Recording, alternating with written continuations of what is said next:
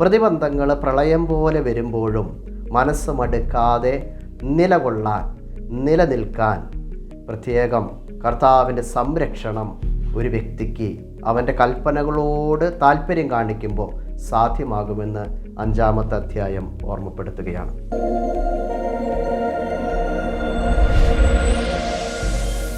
Lumen youth സെൻ്ററിൻ്റെ നേതൃത്വത്തിലുള്ള വചന പഠന പാരായണ പരമ്പരയുടെ 29-ാമത്തെ ദിവസത്തിലേക്ക് നാം പ്രവേശിക്കുമ്പോൾ പുറപ്പാടിൻ്റെ പുസ്തകം 4-5 അധ്യായങ്ങളും, ലേവ്യരുടെ പുസ്തകം 4-ാം അധ്യായവും, സങ്കീർത്തനങ്ങളുടെ പുസ്തകം 46-ാമത്തെ അധ്യായവുമാണ് ഇന്ന് നമ്മൾ പ്രതിപാദിക്കുന്ന വിഷയങ്ങൾ.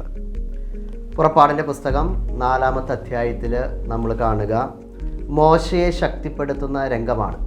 അടിസ്ഥാനപരമായി ആഴത്തിലുള്ള വിശ്വാസം സ്വന്തമാക്കിയ ഒരു വിശ്വാസിക്ക് ദൈവം വലിയ സംരക്ഷണവും അനുഭവവും നൽകുന്ന വലിയ കാഴ്ചപ്പാട് ഈ അധ്യായത്തിൽ നമ്മൾ കാണുന്നുണ്ട്. ദൈവം മോശയോട് ചോദിക്കുകയാണ്, നിൻ്റെ കയ്യിൽ എന്താണ് ഉള്ളത്?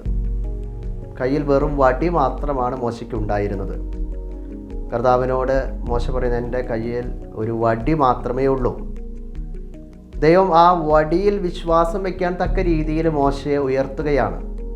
എന്ന് പറഞ്ഞാൽ ദൈവം ഒരു മനുഷ്യനെ ഉപയോഗിക്കുന്നത് അവൻ്റെ പ്രതിസന്ധികളിൽ, ബുദ്ധിമുട്ടുകളിൽ, അവശതകളിൽ മറ്റാരെങ്കിലും കൊണ്ടുവരുന്ന സഹായം കൊണ്ടല്ല, നമ്മിലുള്ള അവനവനിലുള്ളത് കൊണ്ട് തന്നെ അവനെ ആ പ്രതിസന്ധി മറികടക്കാൻ തക്ക രീതിയിൽ ഒരുക്കുന്ന വലിയൊരു കാഴ്ചപ്പാട് ഈ 4-ാമത്തെ അധ്യായം ഒരു വിശ്വാസിക്ക് പ്രതീക്ഷ നൽകുന്ന ഒരു പ്രതീകമാണ്. കയ്യിലുള്ള വടിയെടുത്ത് നിലത്തിട്ടപ്പോൾ അത് പാമ്പായി മാറുന്നത് കാണുകയാണ്.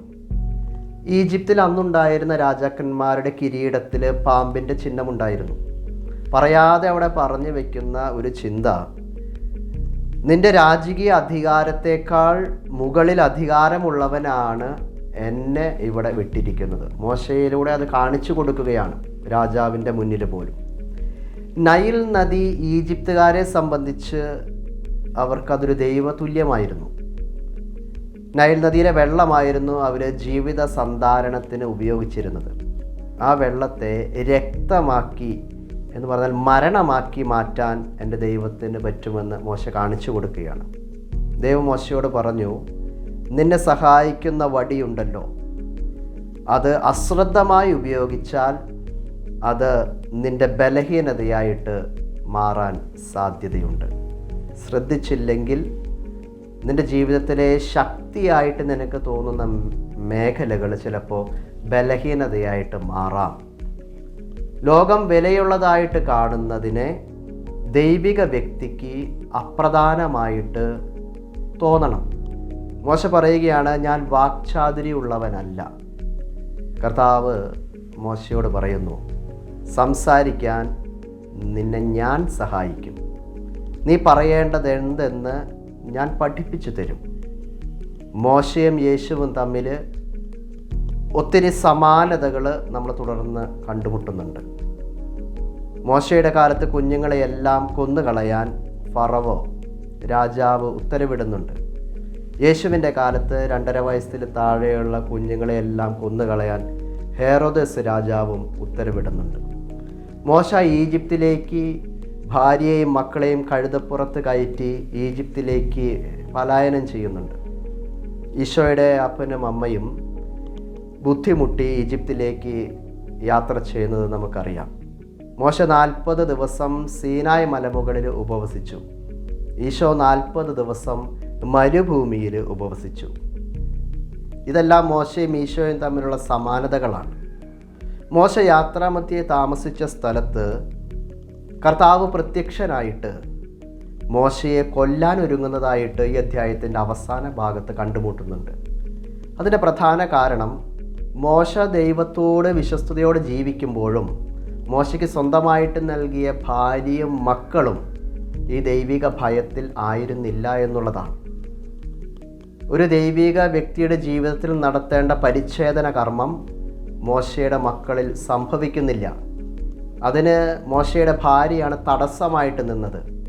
ദൈവം മോശയെ കൊല്ലാനൊരുങ്ങുന്നത് കണ്ട മാത്രയിൽ മോശയുടെ ഭാര്യ വേഗം മക്കളെ പരിച്ഛേദന കർമ്മത്തിന് ഒരുക്കി തയ്യാറാക്കി അത് നടത്തുകയാണ്. ഈ പരിച്ഛേദന കർമ്മം പുതിയ നിയമത്തിലെ മാമുദിസയായിട്ടാണ്. വിശ്വാസത്തിലേക്ക് ഒരുവൻ കാലെടുത്ത് വയ്ക്കുന്നതിനെയാണ് ഈ പരിച്ഛേദന കർമ്മം പ്രതീകാത്മകമായിട്ട് ഓർമ്മപ്പെടുത്തുന്നത്. അപ്രകാരം കർത്താവിൻ്റെ സന്നിധിയിലേക്ക് തിരിയുന്ന മോശയുടെ ഭാര്യയിലൂടെ കർത്താവ് ആ ശിക്ഷ പിൻവലിക്കുന്നത് മോശയുടെ ജീവിതത്തിൽ കണ്ടുമുട്ടുന്നുണ്ട്. ഇപ്പം ജീവിതത്തിൽ അനുസരണക്കേട് കിടക്കുമ്പോൾ അടിമത്തത്തിൽ നിന്ന് കർത്താവിന് പോലും ഒരുവനെ മോചിപ്പിക്കാൻ സാധ്യമല്ലെന്ന് ഈ അധ്യായം വളരെ വ്യക്തമായിട്ട് ഓർമ്മപ്പെടുത്തുകയാണ്. പുറപ്പാടിൻ്റെ പുസ്തകത്തിൽ 5-ാമത്തെ അധ്യായത്തിലേക്ക് കടക്കുമ്പോൾ സജീവ സാക്ഷ്യം വഹിക്കുന്ന 2 വ്യക്തിത്വങ്ങളെ, കർത്താവിന് വേണ്ടിയുള്ള ജീവിതത്തിൻ്റെ പൂർണ്ണത ജീവിക്കുന്നവരെ പോലെ 2 വ്യക്തികളെ, മോശയെയും അഹറോനെയും കണ്ടുമുട്ടുകയാണ് 5-ാമത്തെ അധ്യായത്തിൽ. മോശയും അഹറോനും രാജാവിൻ്റെ അടുത്ത് ചെല്ലുന്നു. ഈജിപ്തിൽ നിന്ന് ദൈവജനത്തെ വിട്ടയക്കണമെന്ന് അവർ ഈ ഫറവോയോട്, രാജാവിനോട് അപേക്ഷിക്കുകയാണ്. ഫറവോയുടെ പ്രതികരണം ഒരു ചോദ്യത്തിലൂടെയായിരുന്നു, ആരാണ് ഈ കർത്താവ്? തുടർന്ന് 2-ാമതൊരു ചോദ്യം ചോദിക്കുന്നു, അവൻ്റെ വാക്ക് കേട്ട് ഞാൻ എന്തിന് ഇസ്രായേൽക്കാരെ വിട്ടയക്കണം? തുടർന്ന് ദൈവം താൻ ദൈവമാണെന്ന് തെളിയിക്കുന്ന രംഗങ്ങളാണ് ഈ അധ്യായം മുഴുവൻ കണ്ടുമുട്ടുക. ഇതൊരു വിശ്വാസിയെ സംബന്ധിച്ചിടത്തോളം ഇന്ന് ജീവിതത്തിൽ നേരിടുന്ന വലിയൊരു പ്രതിസന്ധികളിൽ ഒന്നാണ്. ദൈവത്തിന് വേണ്ടി ഇറങ്ങിത്തിരിക്കുന്ന വ്യക്തികളുടെ ജീവിതത്തിൽ അവരുടെ ജീവിത പങ്കാളിയോ മക്കളോ ബന്ധുമിത്രാദികളൊക്കെ ചോദിക്കുന്നതാണ്, നീ ഇത്രത്തോളം പ്രാർത്ഥിക്കേണ്ട ആവശ്യകതയുണ്ടോ? നീ ഇത്രയും ദൈവത്തെ ആരാധിക്കേണ്ടതുണ്ടോ? നീ ഇത്രയും വിശ്വാസത്തിൽ ആഴപ്പെടേണ്ടതുണ്ടോ എന്നൊക്കെയുള്ള ചോദ്യങ്ങൾ ഒരു വിശ്വാസി ഇന്ന് അഭിമുഖീകരിക്കുന്ന വിശ്വാസ തലത്തിൽ വലിയ പ്രതിസന്ധികളാണ്. പൗലോസ് അപ്പസ്തോലനിലൂടെ ഈ ലോകത്തിൻ്റെ കണ്ണിലൂടെ കാണുന്ന കാഴ്ചപ്പാടുകളെ വിശ്വാസത്തിൻ്റെ തലത്തിലൂടെ കാണുമ്പോൾ ഉണ്ടാകുന്ന വ്യത്യസ്തതകളെ നോക്കിക്കാണാൻ നമുക്ക് മനസ്സിലാക്കാം. ജീവിതം കർത്താവിനായിട്ട് വലിച്ചെറിഞ്ഞു കൊടുക്കുന്ന പൗലോസ് അപ്പസ്തോലനെ നമുക്ക് കാണാം. ഹെബ്രായരിൽ ജനിച്ച ഹെബ്രായൻ, ബെഞ്ചമിൻ ഗോത്രത്തിൽ പിറന്നവൻ, താർസൂസ് എന്ന തുറമുഖ നഗരത്തിൽ ജനിച്ചവൻ, 14 ഭാഷകൾ സ്വായത്തമാക്കിയവൻ, ജന്മന റോമൻ പൗരൻ, ഫരിസേയൻ, നിലനിന്നിരുന്ന മതത്തിൽ അപ്രകാരം ജീവിച്ചു പോയാൽ പ്രധാന പുരോഹിതനോളം വളരാൻ സാധ്യതയുണ്ടായിരുന്നവൻ. എന്നിട്ട് പൗലോസ് അപ്പോസ്തലൻ പറയുകയാണ്, എനിക്ക് ലാഭമായി ഉണ്ടായിരുന്ന ഇവയെല്ലാം എൻ്റെ യേശു ക്രിസ്തുവിനെ പ്രതി തുച്ഛമായി ഉച്ഛിഷ്ടമായിട്ട് ഞാനത് കരുതി എല്ലാം വലിച്ചെറിഞ്ഞ് എൻ്റെ കർത്താവിന് വേണ്ടി ഞാൻ സാക്ഷ്യം വഹിക്കാൻ ഇറങ്ങിത്തിരിക്കുന്നുവെന്ന് പൗലോസ് അപ്പോസ്തലൻ്റെ ജീവിത സാക്ഷ്യം ഓർമ്മയിൽ വരുന്നത് നല്ലതാണ്. സഭയിൽ നിന്ന് തകർന്നു പോയ, വിട്ടുപോയ, കോലാഹലങ്ങളിലുള്ള വ്യക്തികളുടെ സമൂഹങ്ങളുടെ മേലേക്കല്ല ഒരു വിശ്വാസി ശ്രദ്ധ ചെലുത്തേണ്ടത്. വീരോചിതമായ ജീവിതം ഈ പ്രതിസന്ധികൾക്കിടയിൽ നയിക്കുന്ന വ്യക്തി ജീവിതങ്ങളെ നമുക്ക് കണ്ടുമുട്ടാനാകും. അവയിലേക്ക് നോക്കി പ്രതീക്ഷയോടെ മുന്നേറാൻ ഈ സംഭവങ്ങൾ നമ്മെ ഓർമ്മപ്പെടുത്തുകയാണ്. നമ്മളോട് ഇത്തരം ചോദ്യങ്ങളൊക്കെ ചോദിക്കും, ആരാണ് ഇവന് വേണ്ടി നിലകൊള്ളാൻ ഈ കർത്താവ് എന്ന്. ഈ സാഹചര്യത്തിൽ മോശയും അഹറോനും ഈ ചോദ്യങ്ങൾ ഇതുപോലെ അഭിമുഖീകരിച്ചു. അപ്പോൾ അവർ പാറ പോലെ ഉറച്ചു നിന്നുവെന്നാണ് 5-ാമത്തെ അധ്യായം സാക്ഷ്യപ്പെടുത്തുന്നത്. പ്രതിബന്ധങ്ങൾ പ്രളയം പോലെ വരുമ്പോഴും മനസ്സ് മടുക്കാതെ നിലകൊള്ളാൻ, നിലനിൽക്കാൻ പ്രത്യേകം കർത്താവിൻ്റെ സംരക്ഷണം ഒരു വ്യക്തിക്ക് അവൻ്റെ കൽപ്പനകളോട് താല്പര്യം കാണിക്കുമ്പോൾ സാധ്യമാകുമെന്ന് 5-ാമത്തെ അധ്യായം ഓർമ്മപ്പെടുത്തുകയാണ്. തുടർന്ന് നമ്മൾ ലേവ്യരുടെ പുസ്തകം 4-ാമത്തെ അധ്യായത്തിലേക്ക് പോകുമ്പോൾ സമൂഹമോ വ്യക്തിയോ ഭരണാധികാരിയോ ആര് തന്നെ ആയാലും അറിവില്ലായ്മ പോലെ ആണെങ്കിൽ തന്നെയും തെറ്റ് ചെയ്താൽ അത് അറിയുന്ന നിമിഷം മുതൽ ആ വ്യക്തി സ്വീകരിക്കേണ്ട നിലപാടുകളെയാണ് ലേവ്യരുടെ പുസ്തകം ഓർമ്മപ്പെടുത്തുക. പാപപരിഹാര ബലിയർപ്പിച്ച് പ്രായശ്ചിത്തം ചെയ്യാനായിട്ട് അവിടെ ഓർമ്മപ്പെടുത്തുകയാണ്. അങ്ങനെ പാപപരിഹാര ബലിയർപ്പിച്ച് പ്രായശ്ചിത്തം ചെയ്യുമ്പോൾ അവരുടെ കുറ്റം ക്ഷമിച്ച് ദൈവം അവനിൽ പൂർവാധികം ശക്തിയോടെ പ്രവർത്തന നിരതനാകുന്ന അനുഭവം ലേവ്യരുടെ പുസ്തകത്തിൻ്റെ 4-ാമത്തെ അധ്യായത്തിൽ കണ്ടുമുട്ടുന്നു. അവസാനമായിട്ട് സങ്കീർത്തനങ്ങളുടെ പുസ്തകം 46-ാമത്തെ അധ്യായത്തിലേക്ക് വരുമ്പോൾ കഷ്ടതകളിൽ അവിടുന്ന് സുനിശ്ചിതമായ തുണയാണ് ഒരു വ്യക്തിക്ക് എന്നുള്ളൊരു ഓർമ്മപ്പെടുത്തലാണ്. കർത്താവിൻ്റെ പ്രവൃത്തികൾ കാണുവിൻ, ശാന്തമാകുക, ഞാൻ ദൈവമാണെന്നറിയുക എന്നാണ് അവിടുന്ന് ഓർമ്മപ്പെടുത്തുന്നത്. കർത്താവ് നമ്മോട് കൂടെയുണ്ട്. ഒരു ഇമ്മാനുവേൽ അനുഭവമാണ്. ഏതെന്ത് കഷ്ടനഷ്ടങ്ങളുടെ നടുവിലും തുണയായി, സഹായകനായി, സംരക്ഷകനായി കർത്താവ് നമ്മോട് കൂടെയുണ്ട് എന്ന പ്രത്യാശയുടെ വചനമാണ് സങ്കീർത്തനം 46-ാമത്തെ അധ്യായം നമുക്ക് നൽകുന്ന നല്ല സന്ദേശം. അധ്യായം 4. മോശ പറഞ്ഞു, അവർ എന്നെ വിശ്വസിക്കുകയില്ല, എൻ്റെ വാക്ക് കേൾക്കുകയുമില്ല. കർത്താവ് നിനക്ക് പ്രത്യക്ഷപ്പെട്ടില്ല എന്നവർ പറയും. കർത്താവ് അവനോട് ചോദിച്ചു, നിന്റെ കയ്യിലിരിക്കുന്നത് എന്താണ്? അവൻ പറഞ്ഞു, ഒരു വടി. അവിടുന്ന് കൽപ്പിച്ചു, അത് നിലത്തിടുക. അവൻ വടി നിലത്തിട്ടപ്പോൾ അത് സർപ്പമായി തീർന്നു. മോശ അത് കണ്ട് അകന്നുമാറി. കർത്താവ് അരുളി ചെയ്തു, കൈനീട്ടി അതിൻ്റെ വാലിൽ പിടിക്കുക. അവൻ കൈനീട്ടി അതിനെ പിടിച്ചപ്പോൾ അത് വീണ്ടും വടിയായി തീർന്നു.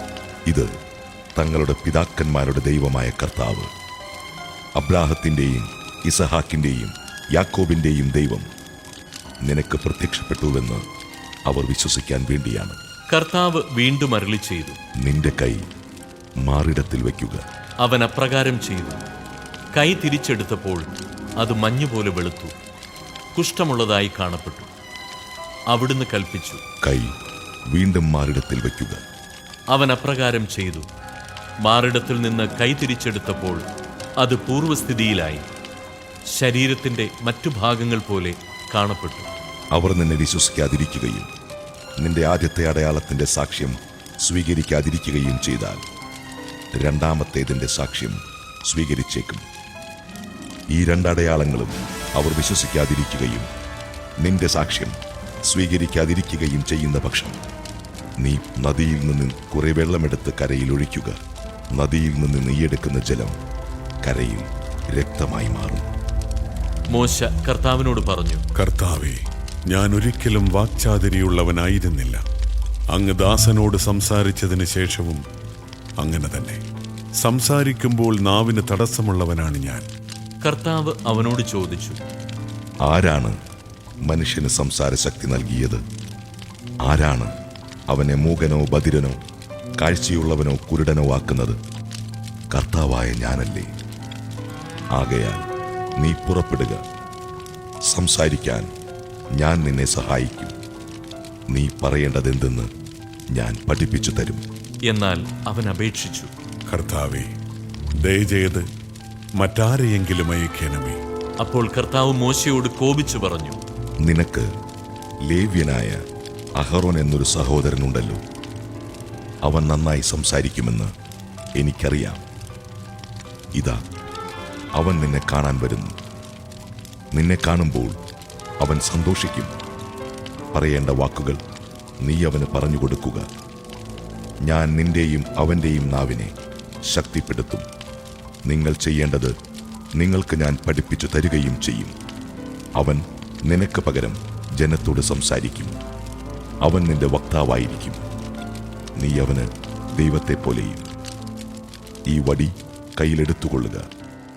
നീ അതുകൊണ്ട് അത്ഭുതങ്ങൾ പ്രവർത്തിക്കും.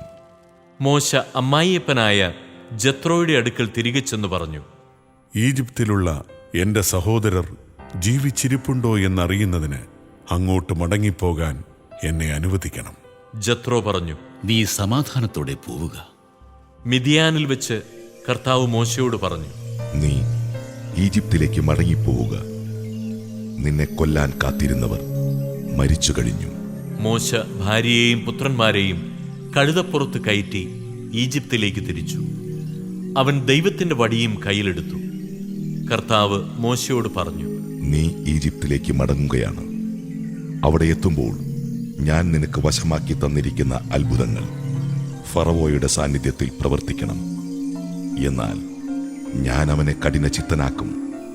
അവൻ ജനത്തെ വിട്ടയക്കുകയില്ല. നീ ഫറവോയോട് പറയണം, കർത്താവ് പറയുന്നു, ഇസ്രായേൽ എൻ്റെ പുത്രനാണ്, എൻ്റെ ആദ്യജാതൻ. ഞാൻ നിന്നോട് ആജ്ഞാപിക്കുന്നു, എന്നെ ആരാധിക്കാൻ വേണ്ടി എൻ്റെ പുത്രനെ വിട്ടയക്കുക. നീ അവനെ വിട്ടയക്കുന്നില്ലെങ്കിൽ നിന്റെ പുത്രനെ, നിന്റെ ആദിജാതനെ തന്നെ ഞാൻ വധിക്കും. യാത്രാമധ്യേ അവർ താമസിച്ചിരുന്ന സ്ഥലത്ത് കർത്താവ് പ്രത്യക്ഷനായി മോശയെ വധിക്കാനൊരുങ്ങി. ഉടനെ സിപ്പോറ ഒരു കൽക്കത്തിയെടുത്ത് തന്റെ പുത്രന്റെ അഗ്രചർമ്മം ഛേദിച്ചു. അതുകൊണ്ട് മോശയുടെ പാദങ്ങളിൽ സ്പർശിച്ചിട്ട് അവൾ പറഞ്ഞു, നീ എനിക്ക് രക്തഭർത്താവാകുന്നു. അപ്പോൾ അവിടുന്ന് അവനെ വിട്ടുപോയി. അവൾ പറഞ്ഞു, പരിച്ഛേദനം നിമിത്തം നീ എനിക്കും രക്തഭർത്താവാകുന്നു. കർത്താവ് അഹറോനോട് പറഞ്ഞു, നീ മരുഭൂമിയിലേക്ക് പോയി മോശയെ കാണുക. അതനുസരിച്ച് അഹറോൻ പോയി ദൈവത്തിന്റെ മലയിൽ വെച്ച് അവനെ കണ്ടുമുട്ടി ചുംബിച്ചു. തന്നെ അയച്ച കർത്താവ് കൽപ്പിച്ച എല്ലാ കാര്യങ്ങളും താൻ പ്രവർത്തിക്കണമെന്ന് അവിടുന്ന് ഭരമേൽപ്പിച്ച അടയാളങ്ങളും മോശ അഹറോനോട് വിവരിച്ചു പറഞ്ഞു. അനന്തരം മോശയും അഹറോനും ചെന്ന് ഇസ്രായേൽ ശ്രേഷ്ഠന്മാരെ എല്ലാം വിളിച്ചുകൂട്ടി. കർത്താവ് മോശയോട് പറഞ്ഞ കാര്യങ്ങളെല്ലാം അഹറോൻ ജനത്തോട് വിവരിക്കുകയും അവരുടെ മുൻപിൽ അടയാളങ്ങൾ പ്രവർത്തിക്കുകയും ചെയ്തു. ജനം വിശ്വസിച്ചു. കർത്താവ് ഇസ്രായേൽ മക്കളെ സന്ദർശിക്കുന്നുവെന്നും അവരുടെ കഷ്ടതകൾ കണ്ടിരിക്കുന്നുവെന്നും കേട്ടപ്പോൾ അവർ തലകുനിച്ച് അവിടുത്തെ ആരാധിച്ചു. അധ്യായം 5. മോശയും അഹ്റോനും ഫറവോയുടെ മുൻപിൽ ചെന്ന് പറഞ്ഞു, ഇസ്രായേലിന്റെ ദൈവമായ കർത്താവ് കൽപ്പിക്കുന്നു, മരുഭൂമിയിൽ വന്ന് എന്റെ ബഹുമാനാർത്ഥം പൂജാ മഹോത്സവം ആഘോഷിക്കാൻ എന്റെ ജനത്തെ വിട്ടയക്കുക. അപ്പോൾ ഫറവോ ചോദിച്ചു, ആരാണ് ഈ കർത്താവ്? അവന്റെ വാക്ക് കേട്ട് ഞാൻ എന്തിന് ഇസ്രായേൽക്കാരെ വിട്ടയക്കണം? ഞാൻ കർത്താവിനെ അറിയുന്നില്ല, ഇസ്രായേൽക്കാരെ വിട്ടയക്കുകയുമില്ല. അപ്പോൾ അവർ പറഞ്ഞു, ഹെബ്രായരുടെ ദൈവം ഞങ്ങളെ സന്ദർശിച്ചിരിക്കുന്നു. ആകയാൽ 3 ദിവസത്തെ യാത്ര ചെയ്ത് മരുഭൂമിയിൽ ചെന്ന് ഞങ്ങളുടെ ദൈവമായ കർത്താവിന് ബലിയർപ്പിക്കാൻ ഞങ്ങളെ അനുവദിക്കുക. അല്ലാത്ത പക്ഷം അവിടുന്ന് മഹാമാരി കൊണ്ടോ വാൾ കൊണ്ടോ ഞങ്ങളെ ശിക്ഷിക്കും. അപ്പോൾ ഈജിപ്ത് രാജാവ് അവരോട് പറഞ്ഞു, മോശേ, അഹറോനെ, നിങ്ങൾ ജനത്തിന്റെ ജോലിക്ക് മുടക്കം വരുത്തുന്നതെന്തിന്? പോയി നിങ്ങളുടെ കാര്യം നോക്കുവിൻ. അവൻ തുടർന്നു, നാട്ടിൽ നിങ്ങളുടെ ജനം ഏറെയുണ്ട്. അവരുടെ ജോലിക്ക് നിങ്ങൾ മുടക്കം വരുത്തുകയോ? ഫറവോ അന്ന് തന്നെ ജനത്തിന്റെ മേൽനോട്ടക്കാരോടും അവരുടെ മേലധികാരികളോടും കൽപ്പിച്ചു, ഇഷ്ടികയുണ്ടാക്കാൻ വേണ്ട വൈക്കോൽ മുൻപെന്ന പോലെ ഇനി ജനത്തിന് എത്തിച്ചു കൊടുക്കണ്ട. അവർ തന്നെ പോയി ആവശ്യമുള്ള വൈക്കോൽ ശേഖരിക്കട്ടെ. എന്നാൽ ഇതുവരെ ഉണ്ടാക്കിയിരുന്നത്ര ഇഷ്ടിക ഉണ്ടാക്കാൻ അവരെ നിർബന്ധിക്കുകയും വേണം. അതിൽ കുറവ് വരരുത്. അവർ അലസരാണ്. അതുകൊണ്ടാണ് ഞങ്ങളുടെ ദൈവത്തിന് ബലിയർപ്പിക്കാൻ ഞങ്ങൾ പോകട്ടെ എന്നവർ മുറവിളി കൂട്ടുന്നത്. അവരെ കൊണ്ട് കൂടുതൽ ജോലി ചെയ്യിക്കുക. അങ്ങനെ അവർ അധ്വാനിക്കുകയും വ്യാജവാക്കുകളിൽ ശ്രദ്ധിക്കാതിരിക്കുകയും ചെയ്യട്ടെ. മേൽനോട്ടക്കാരും മേസ്ത്രികളും ചെന്ന് ജനത്തോട് പറഞ്ഞു, ഇനി നിങ്ങൾക്ക് വൈക്കോൽ തരികയില്ല എന്ന് ഫറവോ പറയുന്നു. നിങ്ങൾ തന്നെ പോയി കിട്ടാവുന്നിടത്തു നിന്നെല്ലാം വൈക്കോൽ ശേഖരിക്കുവിൻ. എന്നാൽ പണിയിൽ യാതൊരു കുറവും വരരുത്. ജനം വൈക്കോൽ ശേഖരിക്കുന്നതിന് ഈജിപ്തിന്റെ നാനാഭാഗങ്ങളിലേക്കും പോയി. മേൽനോട്ടക്കാർ കർശനമായി നിർദ്ദേശിച്ചു, ദിവസം തോറുമുള്ള വേല വൈക്കോൽ തന്നിരുന്നപ്പോൾ എന്ന പോലെ ചെയ്തു തീർക്കുവിൻ. ഫറവോയുടെ ഉദ്യോഗസ്ഥന്മാർ ജോലിയുടെ മേൽനോട്ടത്തിന് നിയമിച്ചിരുന്ന ഇസ്രായേൽക്കാരെ പ്രഹരിച്ചുകൊണ്ട് ചോദിച്ചു, നിങ്ങൾ ഇതുവരെ ഉണ്ടാക്കിക്കൊണ്ടിരുന്നത്ര ഇഷ്ടികകൾ ഇന്നലെയും ഇന്നും ഉണ്ടാക്കാഞ്ഞതെന്ത്? ഇസ്രായേൽക്കാരായ മേൽനോട്ടക്കാർ ഫറവോയെ സമീപിച്ച് ഇങ്ങനെ പരാതിപ്പെട്ടു, അങ്ങയുടെ ദാസന്മാരോട് എന്താണ് ഇപ്രകാരം പെരുമാറുന്നത്? അങ്ങയുടെ ദാസന്മാർക്ക് അവർ വൈക്കോൽ തരുന്നില്ല. എങ്കിലും ഇഷ്ടികയുണ്ടാക്കുവിൻ എന്നവർ കൽപ്പിക്കുന്നു. അങ്ങയുടെ ദാസന്മാരെ പ്രഹരിക്കുന്നു. എന്നാൽ കുറ്റം അങ്ങയുടെ ജനത്തിൻ്റെതാണ്. ഫറവോ മറുപടി പറഞ്ഞു, നിങ്ങൾ അലസരാണ്. അതുകൊണ്ടാണ് കർത്താവിന് ബലിയർപ്പിക്കാൻ ഞങ്ങൾ പോകട്ടെ എന്ന് നിങ്ങൾ പറഞ്ഞുകൊണ്ടിരിക്കുന്നത്. പോയി ജോലി ചെയ്യുവിൻ. നിങ്ങൾക്ക് വൈക്കോൽ തരികയില്ല. എന്നാൽ ഇഷ്ടികയുടെ എണ്ണം കുറയുകയും അരുത്. അനുദിനമുണ്ടാക്കുന്ന ഇഷ്ടികയുടെ എണ്ണത്തിൽ കുറവ് വരാൻ പാടില്ലെന്ന് കേട്ടപ്പോൾ ഇസ്രായേൽക്കാരായ മേലാളന്മാർ ധർമ്മസങ്കടത്തിലായി. ഫറവോയുടെ അടുക്കൽ നിന്ന് മടങ്ങിയെത്തുമ്പോൾ മോശയും അഹ്റോനും തങ്ങളെ കാത്തു നിൽക്കുന്നത് അവർ കണ്ടു. അവർ മോശയോടും അഹ്റോനോടും പറഞ്ഞു, കർത്താവ് നിങ്ങളുടെ പ്രവൃത്തി കണ്ട് നിങ്ങളെ വിധിക്കട്ടെ. ഫറവോയുടെയും അവൻ്റെ സേവകരുടെയും മുൻപിൽ നിങ്ങൾ ഞങ്ങളെ അപജ്ഞാപാത്രങ്ങളാക്കി. ഞങ്ങളെ വധിക്കാൻ നിങ്ങൾ അവരുടെ കയ്യിൽ വാൾ കൊടുത്തിരിക്കുന്നു. അപ്പോൾ മോശ കർത്താവിനോട് പറഞ്ഞു, കർത്താവേ, അങ്ങ് എന്തിനാണ് ഈ ജനത്തോട് ഇത്ര ക്രൂരമായി പെരുമാറുന്നത്? എന്തിനാണ് അങ്ങ് എന്നെ ഇങ്ങോട്ടയച്ചത്? ഞാൻ അങ്ങയുടെ നാമത്തിൽ ഫറവോയോട് സംസാരിക്കാൻ വന്നതു മുതൽ അവൻ ഈ ജനത്തെ കഷ്ടപ്പെടുത്തുകയാണ്. അങ്ങയുടെ ജനത്തെ മോചിപ്പിക്കുന്നുമില്ല. അധ്യായം 4. കർത്താവ് മോശയോട് അരുളി ചെയ്തു, ഇസ്രായേൽ ജനത്തോട് പറയുക, ചെയ്യരുത് എന്ന് കർത്താവ് വിലക്കിയിട്ടുള്ളവയിൽ ഏതെങ്കിലും ഒന്നിനെതിരായി ആരെങ്കിലും അറിവില്ലായ്മ മൂലം പാപം ചെയ്തുവെന്നിരിക്കട്ടെ. ഇങ്ങനെ പാപം ചെയ്ത് ജനങ്ങളുടെ മേൽ കുറ്റം വരുത്തി വയ്ക്കുന്നത് അഭിഷിക്തനായ പുരോഹിതനാണെങ്കിൽ അവൻ ഊനമറ്റ ഒരു കാളക്കുട്ടിയെ കർത്താവിന് പാപപരിഹാര ബലിയായി സമർപ്പിക്കണം. അതിനെ സമാഗമ കൂടാരത്തിന്റെ വാതിൽക്കൽ അവിടുത്തെ സന്നിധിയിൽ കൊണ്ടുവന്ന് അതിന്റെ തലയിൽ കൈവച്ചതിന് ശേഷം അതിനെ കൊല്ലണം. അഭിഷിക്ത പുരോഹിതൻ കാളക്കുട്ടിയുടെ കുറെ രക്തമെടുത്ത് സമാഗമ കൂടാരത്തിലേക്ക് കൊണ്ടുവരണം. അവൻ തന്റെ വിരൽ രക്തത്തിൽ മുക്കി അതിലൊരു ഭാഗം കർത്താവിന്റെ സന്നിധിയിൽ ശ്രീകോവിലിന്റെ തിരശ്ശീലയുടെ മുൻപിൽ 7 പ്രാവശ്യം തളിക്കണം. പിന്നീട് രക്തത്തിൽ കുറച്ചെടുത്ത് സമാഗമ കൂടാരത്തിൽ കർത്താവിന്റെ സന്നിധിയിൽ ധൂപപീഠത്തിന്റെ കൊമ്പുകളിൽ പുരട്ടണം. ശേഷിച്ച രക്തം സമാഗമ കൂടാരത്തിന്റെ വാതിൽക്കലുള്ള ദഹനബലി പീഠത്തിന്റെ ചുവട്ടിൽ ഒഴിക്കണം. പാപപരിഹാര ബലിക്കുള്ള കാളക്കുട്ടിയുടെ ആന്തരിക അവയവങ്ങളിലും അവയെ പൊതിഞ്ഞുമുള്ള മേധസ് മുഴുവനും എടുക്കണം. അതിന്റെ ഇരുവൃക്കകളും അവയിലും അരക്കെട്ടിലുമുള്ള മേധസ്സും കരളിന് മുകളിലുള്ള നെയ്വലയും എടുക്കണം. സമാധാന ബലിക്കുള്ള കാളയിൽ നിന്നെന്ന പോലെ പുരോഹിതൻ അവയെടുത്ത് ദഹനബലിപീഠത്തിൽ വെച്ച് ദഹിപ്പിക്കണം. എന്നാൽ കാളക്കുട്ടിയുടെ തോലും മാംസം മുഴുവനും തലയും കാലുകളും ആന്തരിക അവയവങ്ങളും ചാണകവും കാളയെ മുഴുവനും പാളയത്തിന് വെളിയിൽ ചാരമിടുന്ന വൃത്തിയുള്ള സ്ഥലത്ത് കൊണ്ടുചെന്ന് കത്തുന്ന വിറകിന്മേൽ വെച്ച് ദഹിപ്പിക്കണം. ചാരമിടുന്ന സ്ഥലത്ത് തന്നെ അതിനെ ദഹിപ്പിക്കണം. ഇസ്രായേൽ സമൂഹം മുഴുവൻ അറിവില്ലായ്മ മൂലം പാപം ചെയ്യുകയും കർത്താവ് വിലക്കിയിരിക്കുന്നതിൽ ഏതെങ്കിലും ഒന്ന് ചെയ്ത് കുറ്റക്കാരാകുകയും അക്കാര്യം അവരുടെ ശ്രദ്ധയിൽപ്പെടാതിരിക്കുകയും ചെയ്യുന്നുവെന്നിരിക്കട്ടെ. എന്നാൽ തങ്ങളുടെ പാപത്തെക്കുറിച്ചറിയുമ്പോൾ പാപപരിഹാര ബലിക്കായി സമൂഹം മുഴുവൻ ഒരു കാളക്കുട്ടിയെ കാഴ്ചവെക്കുകയും അതിനെ സമാഗമ കൂടാരത്തിന്റെ വാതിൽക്കൽ കൊണ്ടുവരികയും വേണം. സമൂഹത്തിലെ ശ്രേഷ്ഠന്മാർ കർത്താവിന്റെ സന്നിധിയിൽ വെച്ച് കാളക്കുട്ടിയുടെ തലയിൽ കൈകൾ വെക്കണം. അതിനെ അവിടുത്തെ മുൻപിൽ വെച്ച് കൊല്ലണം. അഭിഷിക്തനായ പുരോഹിതൻ കാളക്കുട്ടിയുടെ കുറെ രക്തം സമാഗമ കൂടാരത്തിലേക്ക് കൊണ്ടുവരണം. അവൻ രക്തത്തിൽ വിരൽ മുക്കി കർത്താവിന്റെ സന്നിധിയിൽ തിരശ്ശീലയ്ക്ക് മുൻപിൽ 7 പ്രാവശ്യം തളിക്കണം. കുറെ രക്തമെടുത്ത് സമാഗമ കൂടാരത്തിൽ കർത്താവിന്റെ സന്നിധിയിലുള്ള ബലിപീഠത്തിന്റെ കൊമ്പുകളിൽ പുരട്ടണം. ബാക്കി രക്തം സമാഗമ കൂടാരത്തിന്റെ വാതിൽക്കലുള്ള ദഹന ബലിപീഠത്തിന്റെ ചുവട്ടിൽ ഒഴിക്കണം. അതിന്റെ മേധസ് മുഴുവനും എടുത്ത് ബലിപീഠത്തിൽ വെച്ച് ദഹിപ്പിക്കണം. പാപപരിഹാര ബലിക്കുള്ള കാളക്കുട്ടിയെ എന്ന പോലെ ഈ കാളക്കുട്ടിയെയും ദഹിപ്പിക്കണം. അങ്ങനെ അവർക്ക് വേണ്ടി പുരോഹിതൻ പാപപരിഹാരം ചെയ്യണം.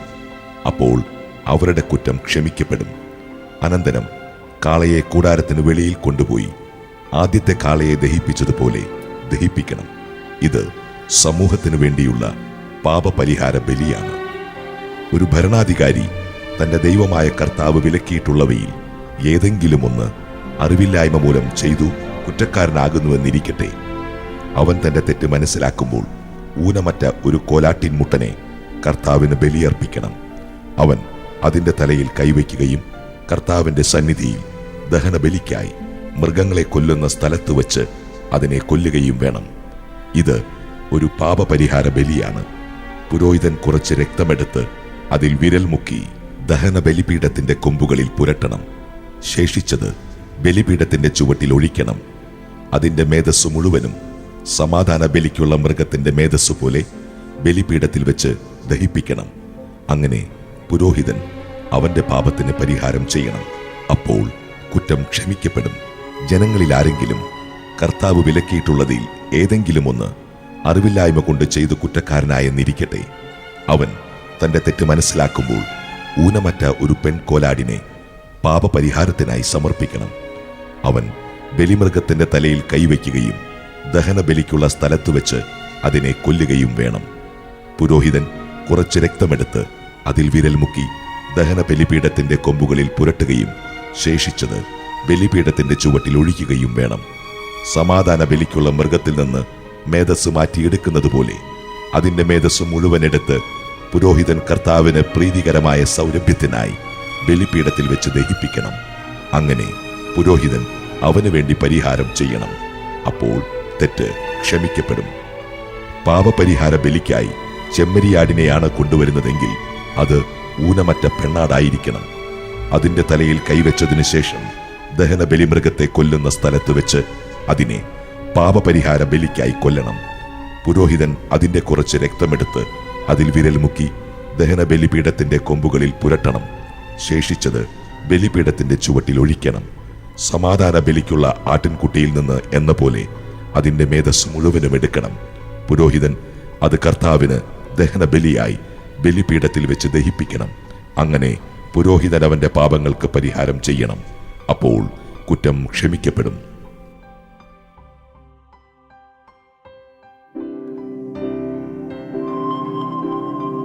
ദൈവം വസിക്കുന്ന സിയോൻ സുരക്ഷിതമാണ്.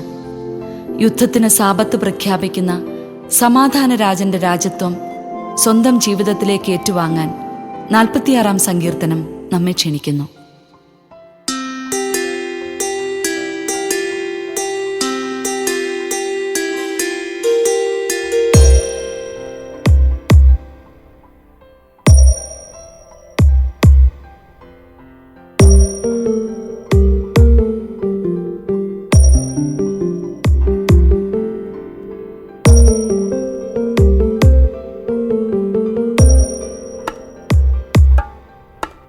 ദൈവമാണ് നമ്മുടെ അഭയവും ശക്തിയും.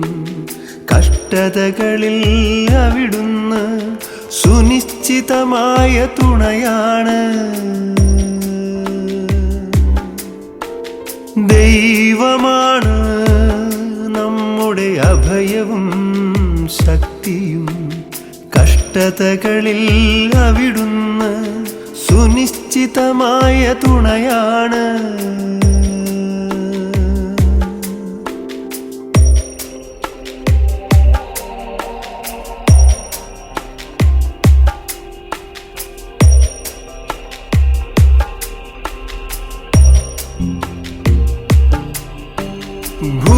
ഭൂമിയിളകിയാലും പർവ്വതങ്ങൾ സമുദ്രമധ്യത്തിൽ അടർന്നു പതിച്ചാലും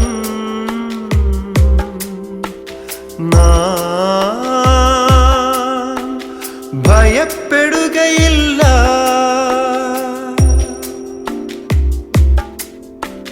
ജലം പതഞ്ഞുയർന്നിരമ്പിയാലും അതിന്റെ പ്രകമ്പനം കൊണ്ട് പർവ്വതങ്ങൾ വിറകൊണ്ടാലും നാം ഭയപ്പെടുകയില്ല.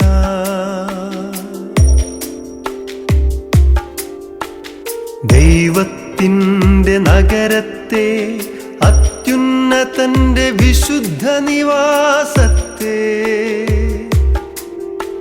സന്തുഷ്ടമാക്കിക്കൊണ്ട് ഒഴുകുന്ന ഒരു നദിയുണ്ട്. ആ നഗരത്തിൽ ദൈവം വസിക്കുന്നു. അതിന് ഇളക്കം തട്ടുകയില്ല. അതിരാവിലെ ദൈവം അതിനെ സഹായിക്കും. ദൈവമാണ് നമ്മുടെ അഭയവും ശക്തിയും. കഷ്ടതകളിൽ അവിടുന്ന് സുനിശ്ചിതമായ തുണയാണ്.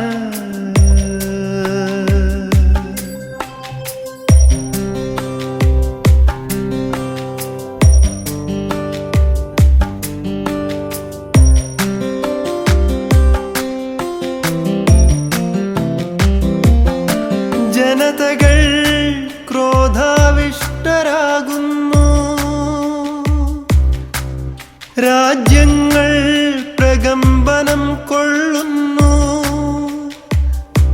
അവിടുന്ന് ശബ്ദമുയർത്തുമ്പോൾ ഭൂമി ഉരുകിപ്പോകുന്നു. സൈന്യങ്ങളുടെ കർത്താവ് നമ്മോട് കൂടെയുണ്ട്. യാക്കോബിന്റെ ദൈവമാണ് നമ്മുടെ അഭയം. വരുവിൻ, കർത്താവിന്റെ പ്രവൃത്തികൾ കാണുവിൻ. അവിടുന്ന് ഭൂമിയെ എങ്ങനെ ശൂന്യമാക്കിയിരിക്കുന്നു എന്നു കാണുവിൻ. അവിടുന്ന് ഭൂമിയുടെ അതിർത്തിയോളം യുദ്ധമില്ലാതാക്കുന്നു. അവിടുന്ന് വില്ലൊടിക്കുകയും കുന്തം തകർക്കുകയും ചെയ്യുന്നു. രഥങ്ങളെ അഗ്നിക്കിരയാക്കുന്നു. ദൈവമാണ് നമ്മുടെ അഭയവും ശക്തിയും.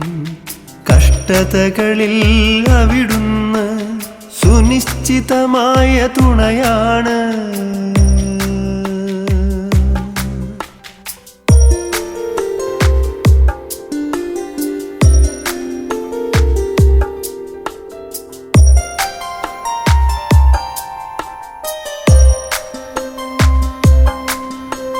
ശാന്തമാകുക, ഞാൻ ദൈവമാണെന്നറിയുക. ഞാൻ ജനതകളുടെ ഇടയിൽ ഉന്നതനാണ്. ഞാൻ ഭൂമിയിൽ ഉന്നതനാണ്. സൈന്യങ്ങളുടെ കർത്താവ് നമ്മോട് കൂടെയുണ്ട്.